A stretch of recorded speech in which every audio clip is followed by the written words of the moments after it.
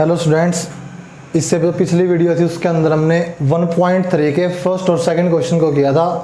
आज हम थर्ड और फोर्थ क्वेश्चन करेंगे। इस एक्सरसाइज का या अब तक का तीनों एक्सरसाइज में सबसे ज़्यादा इम्पोर्टेंट क्वेश्चन, पेपर में आने लायक भी या नेक्स्ट क्लासेस के हिसाब से भी यही है, थर्ड और फोर्थ क्वेश्चन। दोनों ही क्वेश्चन एक जैसे हैं। थर्ड क्वेश्चन में 3 पार्ट हैं, बिल्कुल ध्यान से समझना कंसेप्ट क्या है, ताकि एक आध पार्ट आप खुद भी ट्राई कर सको। इसका फर्स्ट पार्ट करें, अगर फर्स्ट पार्ट के अंदर जो सिंबल दे रखा है 6 के ऊपर, वो सिंबल बार का है। ये आपको पिछली वीडियो के अंदर भी बताया था, 0.6 बार। और इस बार का जो सिंबल है, इसका मीनिंग आपको बताया था पिछली वीडियो में कि ये इनफाइनाइट टाइम रिपीट होता है।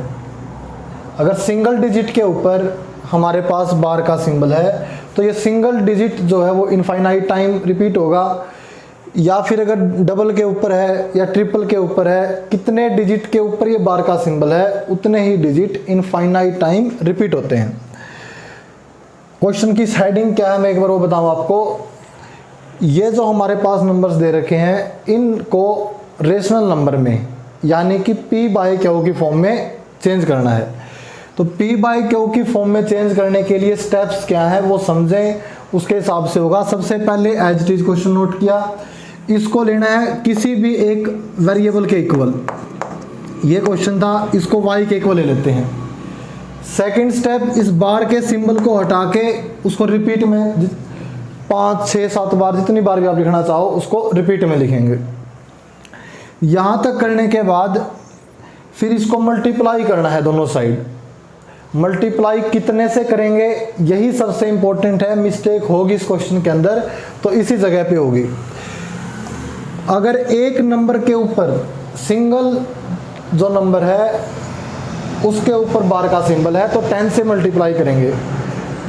2 डिजिट का अगर कोई नंबर है उसके ऊपर बार का सिंबल है, अगर ये क्वेश्चन होता 0.67 बार, 67 के ऊपर बार का सिंबल होता तो इसको दोनों साइड मल्टीप्लाई करते 100। और अगर 6, 7, 8 3 डिजिट का कोई नंबर है और उसके ऊपर बार का सिंबल है तो उसको मल्टीप्लाई करते 1000 से। 4 डिजिट का कोई नंबर होता है उसको मल्टीप्लाई करते दोनों साइड हमारे पास 10,000 से। तो बहुत सिंपल सा है, सिंगल डिजिट नंबर 10 से मल्टीप्लाई, डबल डिजिट नंबर 100 से, 3 डिजिट नंबर 1000 से और 4 डिजिट नंबर 10,000 से मल्टीप्लाई होगा। तो अब हम केवल इस फर्स्ट पार्ट पे अगर ध्यान दें तो यहाँ पे सिंगल डिजिट नंबर के ऊपर हमारे पास बेटा यहाँ पे बार का सिंबल है, तो इसको दोनों साइड मल्टीप्लाई करेंगे 10 से। मल्टीप्लाई बोथ साइड बाई 10, दोनों तरफ 10 से मल्टीप्लाई करेंगे। 10y is equal to 1 point decimal, multiply करते हैं अगर 10 से तो 1 डेसिमल राइट साइड में शिफ्ट हो जाता है। डिवाइड करते हैं तो लेफ्ट साइड में, अगर 100 से करते तो 2 डिजिट सरक जाता, 2 डिजिट सेम तरीके से डिवाइड करते हैं तो लेफ्ट में हो जाता। तो यहाँ पे 6.666 और इसको इनफाइनाइट टाइम लिख सकते हैं। जो हमारे पास y के इक्वल लेते हैं इसको इक्वेशन फर्स्ट माने, इसको बेटा सेकंड इक्वेशन माने। सेकंड इक्वेशन में से फर्स्ट इक्वेशन को माइनस करना है। सबसे पहला स्टेप किसी वेरिएबल के इक्वल मानना है। सेकंड स्टेप उसका बार का सिंबल हटा के उसको 4, 5 कितनी बार भी रिपीट में लिख सकते हैं, उससे फर्क नहीं पड़ेगा। मल्टीप्लाई 10 से हुआ क्योंकि सिंगल डिजिट रिपीट हो रहा है। उसके बाद दोनों इक्वेशनों को आपस में माइनस करना है। Subtract equation 1 from second, second में से फर्स्ट को माइनस करना है। 10y माइनस y हो जाएगा यहाँ पे 9y। अब यहाँ इस 0 को और इस 6 को अगर हम देखें, अगर आपको माइनस करके दिखाऊं मैं, 6.66 ये भी इनफाइनाइट टाइम है और 0.666 ये भी बेटे यहाँ पे इनफाइनाइट टाइम है। तो बच्चों यहाँ पे माइनस करते टाइम सिंपल जैसे छोटी क्लासों में माइनस करते हैं, एक एक डिजिट में से लास्ट में 0 होता रहेगा। यहाँ पे केवल 6 बचेगा। डेसिमल के बाद में ये 6 कितने टाइम है, जितनी मर्जी बार लिख सकते हैं हम, इनफाइनाइट टाइम है। यहाँ भी 6 कितनी बार है, इनफाइनाइट टाइम है। तो ये आपस में कैंसिल होने के बाद केवल बचेगा 6। y is equal to 6 by में 9 2 की टेबल पे कैंसिल होने के बाद, सॉरी 3 की टेबल पे कैंसिल होने के बाद 2/3 हमारे पास आंसर आ जाएगा। फर्स्ट स्टेप यहाँ पे जो है y के इक्वल माने है। सेकंड स्टेप जो यहाँ पे है उसका बार का सिंबल हटाया है। थर्ड स्टेप जो यहाँ पे है 10 से दोनों साइड मल्टीप्लाई किया है, क्योंकि सिंगल डिजिट नंबर के ऊपर बार का सिंबल था, इसीलिए यहाँ पे 10 से मल्टीप्लाई किया है। उसके बाद दोनों इक्वेशनों को आपस में माइनस किया, 9 राइट साइड में जाने के बाद हमारे पास y की वैल्यू होगी। सेम तरीके से हम इसका सेकंड पार्ट करें, लेकिन सेकंड पार्ट में थोड़ा सा अलग है, वरना सेकंड पार्ट हम आपके करने के लिए छोड़ते हैं, लेकिन उसमें अलग क्या है वो एक बार देखें। जो सेकंड पार्ट है उसके अंदर 0.47 बार, जो बार का सिंबल है वो केवल 7 के ऊपर है, 4 के ऊपर बेटे यहाँ पे सिंबल नहीं है, ये केवल 7 के ऊपर है। तो सबसे पहला स्टेप तो y के इक्वल मानना है, y के इक्वल चलो मान लिया इसको। उसके बाद सेकंड स्टेप में बार का सिंबल हटाना है, तो केवल 7 रिपीट होगा। उसके बाद हम मल्टीप्लाई कितने से करना है, जितने के ऊपर डिजिट के ऊपर बार है। लेकिन पिछले क्वेश्चन के अंदर कोई भी नंबर ऐसा नहीं था जो बिना बार के सिंबल के था, लेकिन यहाँ पे एक डिजिट ऐसा है, तो इसके अंदर तो केवल बेटा हमने 10 से मल्टीप्लाई किया। लेकिन यहाँ पे ऐसे क्वेश्चनों में जहाँ पे कुछ डिजिट बार के सिंबल के साथ में है और कुछ डिजिट डेसिमल के बाद बिना बार के सिंबल के, तो उसमें दोनों का ध्यान रखना पड़ेगा, बार के सिंबल के साथ कितने हैं, बिना बार के सिंबल के साथ कितने हैं, दोनों के लिए 2 बार मल्टीप्लाई होगा। अगर कुछ डिजिट डेसिमल के बाद बार के सिंबल के साथ हैं और कुछ डिजिट बिना बार के सिंबल के साथ है, तो वहाँ मल्टीप्लाई बोथ साइड 2 बार होगा।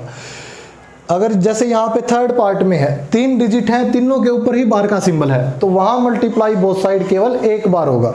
तो यहाँ पे 2 बार कितने कितने से होगा, बिना बार के सिंबल वाले कितने डिजिट हैं, केवल 1 डिजिट है, तो मल्टीप्लाई बोथ साइड बाई 10। तो 10 से बेटे दोनों साइड मल्टीप्लाई करेंगे। 10y is equal to 4.77।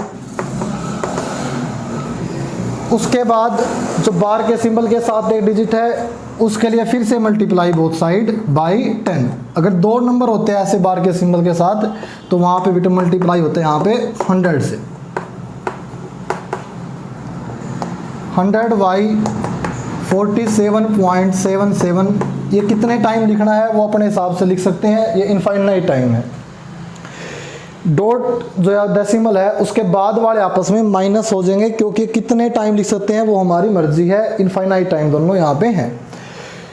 दोनों को माइनस करते टाइम लेफ्ट हैंड साइड में इसको इक्वेशन फर्स्ट लें, इसको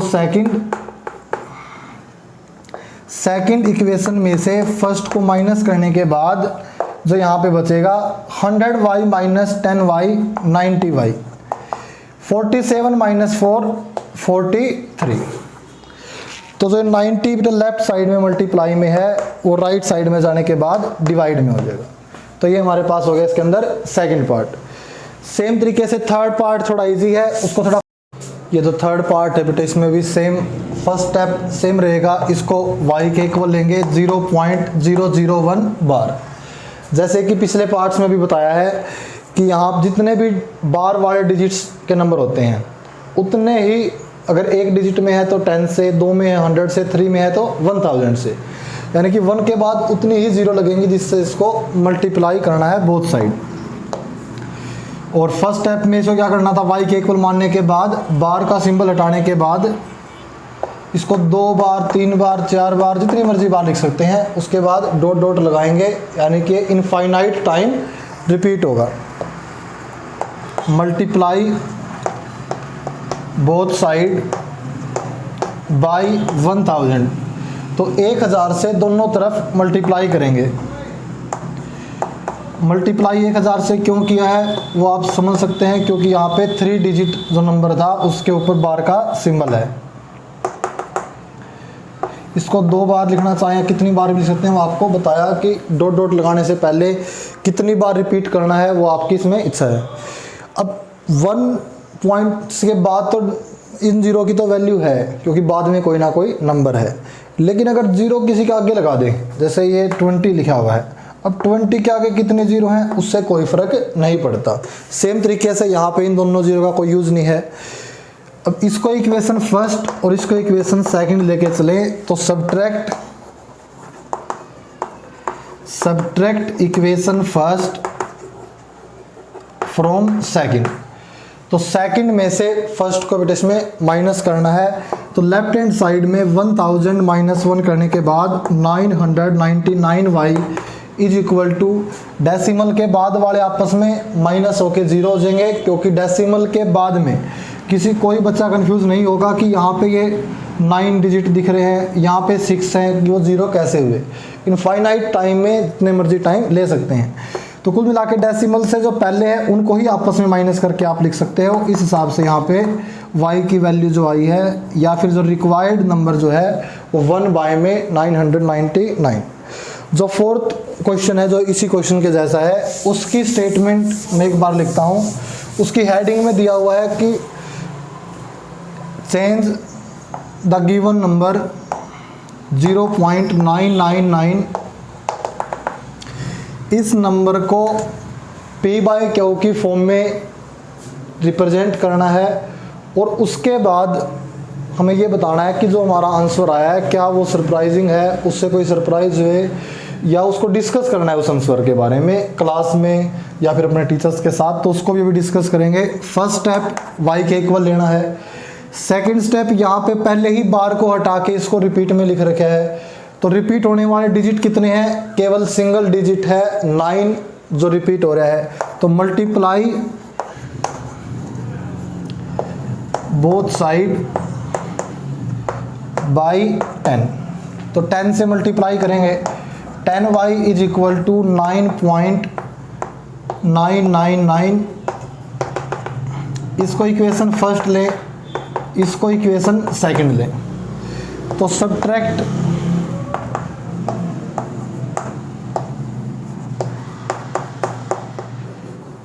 इक्वेशन फर्स्ट फ्रॉम सेकंड।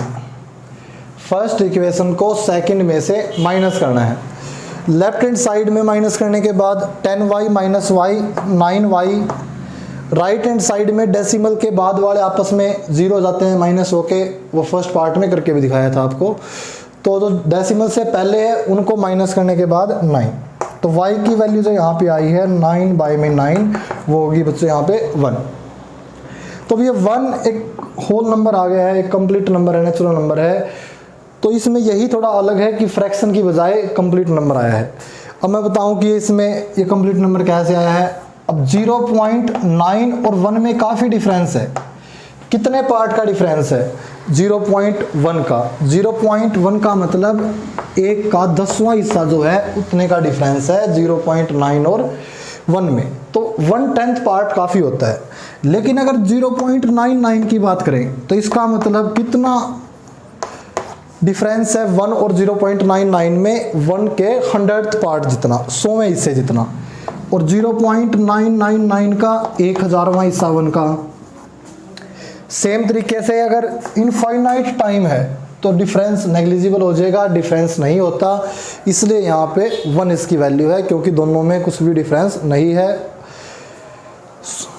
यहाँ तक बेटे थर्ड और फोर्थ जो आज क्वेश्चन किए हैं, बाकी जो इस एक्सरसाइज को नेक्स्ट वीडियो में कंप्लीट करेंगे। आज वाली वीडियो के जो क्वेश्चन है यही सबसे मोस्ट इंपॉर्टेंट है, इनको प्रैक्टिस करें। कोई भी प्रॉब्लम है तो कमेंट में ज़रूर बताएं। Thanks for watching.